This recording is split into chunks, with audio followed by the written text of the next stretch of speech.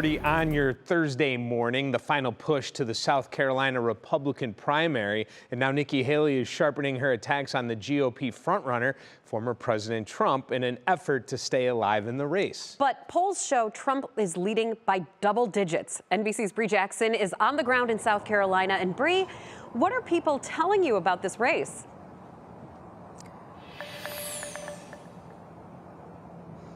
Good morning, Maureen. Dave. So voters that we spoke with here in South Carolina tell me they're focused on the issues. They want to know where these candidates stand. And former UN Ambassador Nikki Haley, she continues to trail former President Trump here in South Carolina, despite having been governor of this state. The road to the White House running through South Carolina. Former President Trump and former UN Ambassador Nikki Haley wooing voters ahead of Saturday's Republican primary. We don't anoint kings in America. We have elections.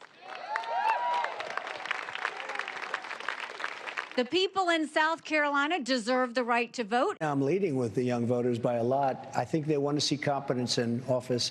They see this guy who can't put two sentences together. Polls show Haley trails the GOP frontrunner in her own home state, despite once serving as governor. Electability is something that women candidates have to navigate constantly. So I'm sure electability is also an element as to why she's not seen as a contender. Some voters tell me they have concerns about the former president, ranging from his indictments to his stance on issues such as reproductive rights and foreign policy.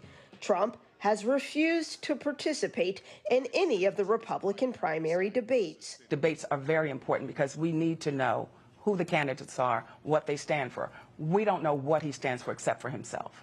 But when it comes to Nikki Haley, she is at least driving the issues and putting them to the forefront. So I would have to give her credit for that. It's a fierce fight for the Republican nomination. Make your voices heard. Despite losses to Trump in the Iowa caucuses and the New Hampshire primary, Haley vows to stay in the race regardless of the results here in South Carolina.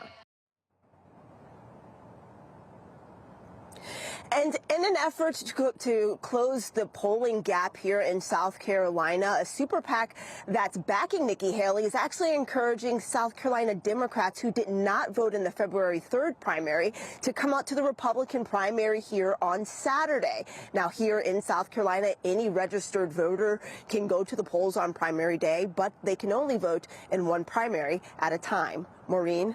Bree, Nikki Haley has vowed to stay in the race. But if she loses, where does she go from here?